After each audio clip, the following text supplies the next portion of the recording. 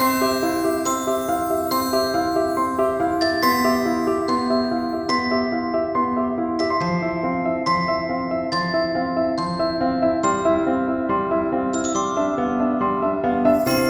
everyone, Christina here. Welcome to day 25 of the holiday card series for 2016. Today I'm going to be creating 2 cards using different color schemes, and I'm going to be using these snowflake dies from Penny Black. This set is called a blizzard, and I'm going to be cutting those out of watercolor paper. You could use any snowflake dies you have. In fact, I have many snowflake dies. I think I mentioned that in this series. So you could use anything you have on hand. And then I'm going to be using these 2 next level embossing folders from We Are Memory Keepers. These come in a set, and the set is called Geometric. So I'll have all of the supplies linked down below in the video description as well. I've also got 2 pieces of watercolor paper. It was actually a 9x12 sheet of Arches cold pressed watercolor paper, and I just cut it in half because I'm going to be doing those 2 different color schemes. So I've taped down one of those sheets of watercolor paper, which is 6x9, and I'm going to be using my Kuretake Zig Gansai Tambi watercolor palette today, and I'm going to do kind of ombre color schemes on both of these. And on this first watercolor piece, I started out with a smaller brush and realized that I kind of needed a big brush for this because it's a really big piece of watercolor paper. So if you want to create something like this, I would really recommend getting the largest brush possible and then just going for it. So I'm starting out with a blue color, and I soaked up lots of paint into my brush and then brought it to my watercolor paper. And I had enough water on that watercolor brush that I get a bead of paint right at the bottom. I've tipped up my board here, and you can see that there's a bead of paint. That's what you want when you want a really smooth gradient, especially if you want it to be a very light, delicate shaded ombre effect. I eventually wanted mine a little bit more intense, but if you want something that's super pale, make sure you have that kind of bead of water that goes along the bottom of your color. So that last little stroke of color, I just used plain water on my brush, and it pulled all the color down and let it fade out. So while that first layer of color is drying on the blue piece, I've moved on to this purple, red, and pink piece. So I started out with purple, and then I brought in some red, and now I'm just using plain water on my brush to bring down that a really pale pink color. Same idea that I did with the blue piece, except this one I've just changed the colors. So I went over the purple to red transition a little bit more, trying to get those colors to blend, and then I set that aside.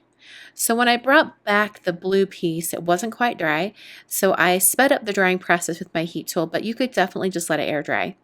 And then I did a second layer of color. I used the exact same colors that I used before, but I just wanted to intensify the colors. I first thought I would have these cards be a little bit more on the pale side, but the more I thought about it, the more I really loved the idea of really strong, intense colors. So I'm going to do a series of layers on both of these to try to intensify the color. So this is the second layer on the blue piece, and I'm going to set that aside to dry, and I'll come back to the purple piece. And like I did with the blue one, I had to use my heat tool to dry it.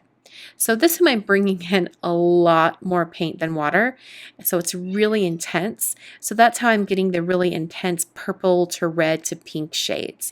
I really wanted that red color to come through. So I'm letting the piece kind of tip up quite a bit so those colors can kind of blend down as gravity pulls the color. So I just let that sit there for a minute, and I realized, you know what, I'm not going to touch this anymore. I want it to stay exactly how it is right now, and I'll just set it aside to dry. The blue piece, however, was still much too pale for my idea that I had in my mind, so I came back in with an even darker blue color of paint. So at this point, I've changed the color of blue that I'm using, and I'm using a darker shade. I just realized that that original blue shade wasn't dark enough, and even layering color on top of color, I wasn't going to get that intense shade that I wanted. So I'm bringing in even more color, and I'm really letting this kind of blend.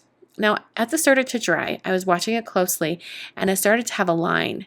So I decided, I better bring in some more paint, get a lot more color going here, and then I can set that aside to dry. If you start getting weird lines like that, that usually means that like the bottom portion of the piece is drier than the top. And so as the wet watercolor falls and, gravity pulls it, it's going to get a line because it can't fade into some wet paint below. So I let these air dry, and I let them air dry for about, I don't know, I walked away for a while. I think I was gone for a half hour. But when I came back, they looked like this. And I was really happy with how they turned out. I was worried that they might fade back a little bit too much, but to my surprise, they were still intense, and I loved the bright color. So I removed them from the boards, and then I used my paper trimmer to trim these pieces down. So the reason why I did a really large piece for this, that was 6x9, was because I wanted the entire card front to be this watercolor piece. But then I also needed additional watercolor paper that's been painted on for the snowflakes. So I painted that huge piece, and then I cut one half of it down to 4 1/4 by 5 1/2 so that it would be the entire space of a card front. And then I'm going to be using the other half that I painted for all of the die cutting. So I've cut down both pieces for my card fronts, and now I'm going to break out those dies from Penny Black and start die cutting all of those snowflakes. So there's plenty of watercolor paper to work here.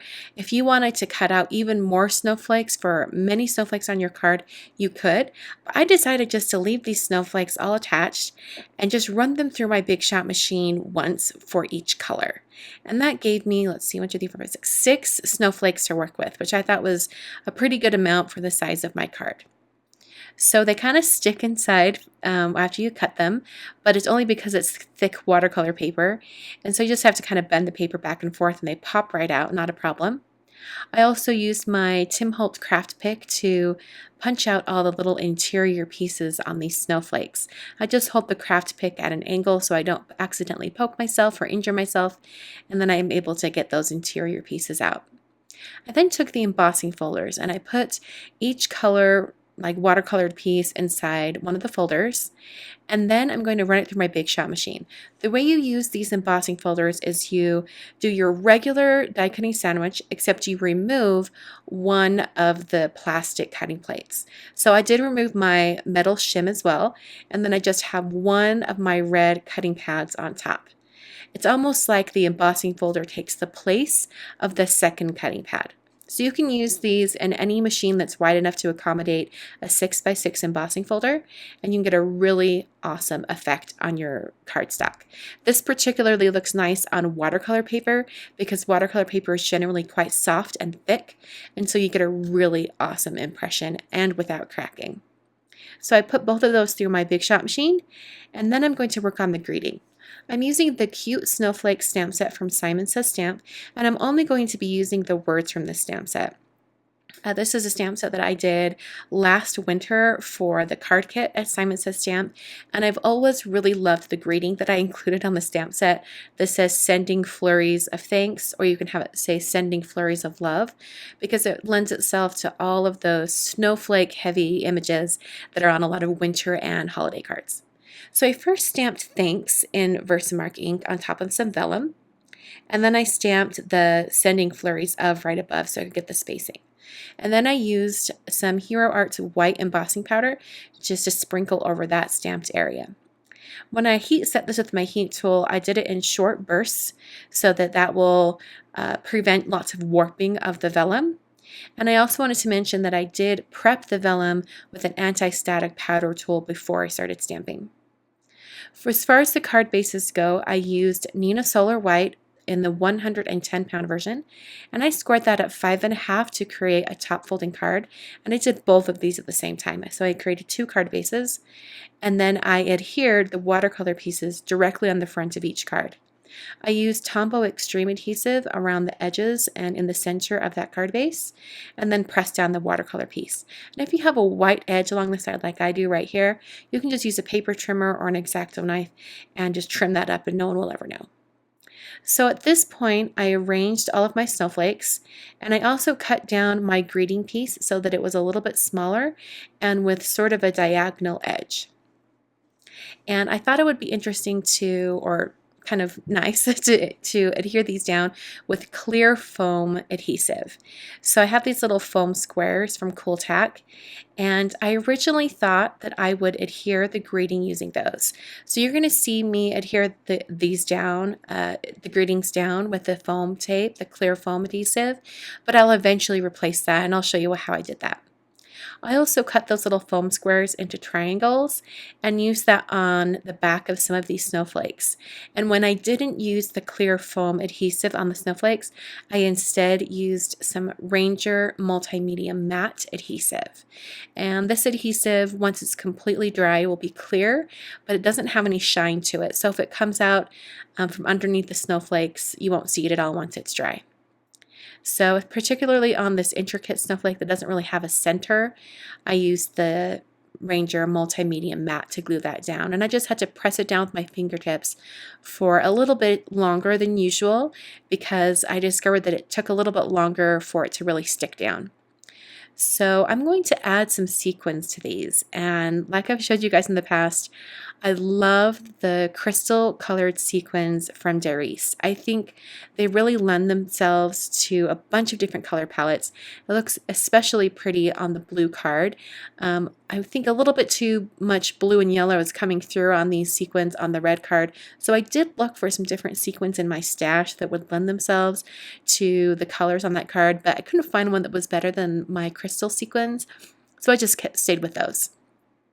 And then I adhered those using some Ranger Multimedia Matte and some tweezers.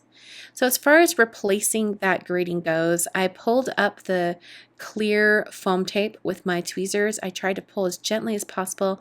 There were just a couple little spots that pulled up some color, but since I was putting that vellum greeting on top, I wasn't too concerned.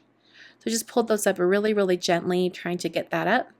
And then I ended up using some of that Ranger Multimedia Matte, the same adhesive that I used on the sequins, and I put quite a big glob of the adhesive behind the words.